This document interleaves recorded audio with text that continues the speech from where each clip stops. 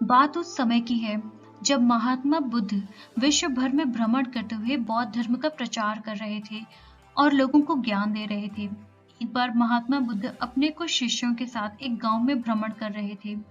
उन दिनों कोई वाहन नहीं हुआ करते थे, तो लोग पैदल ही मीलों की यात्रा करते थे। ऐसे ही गांव में घूमते हुए काफी देर हो गई थी।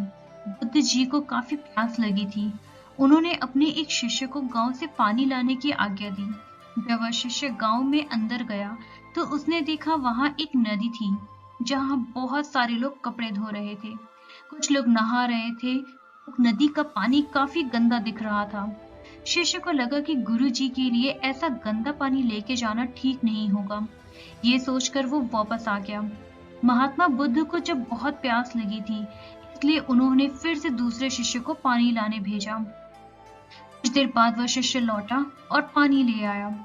महात्मा बुद्ध ने शिष्य से पूछा, नदी का पानी तो गंदा था, फिर तुम साफ पानी कैसे ले आए? शिष्य बोला, प्रभु, वहां नदी का पानी वास्तव में गंदा था, लेकिन लोगों के जाने के बाद मैंने कुछ देर इंतजार किया और कुछ देर बाद मिट्टी नीचे बैठ गई और साफ पानी ऊपर आ गया। बुद्ध जी ये सुनकर बड़े प्रसन्न हुए और बाकी शिष्यों को भी सीख दी कि हमारा ये जो जीवन है वह पानी की तरह है। जब तक हमारे कर्म अच्छे हैं, तब तक सब कुछ शुद्ध है, लेकिन जीवन में कई बार दुख और समस्याएं भी आती हैं, जिससे जीवन रूपी पानी गंदा लगने लगता है।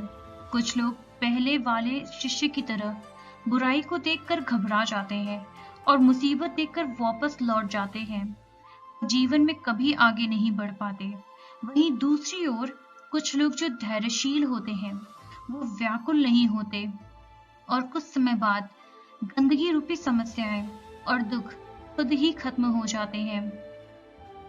इस कहानी की सीख यही है कि समस्या और बुराई केवल कुछ समय के लिए ही जीवन रूपी पानी को गंदा कर सकती हैं, लेकिन अगर आप धैर्य से काम लेंगे तो बुराई खुद ही कुछ समय बाद आपका साथ छोड़ देगी।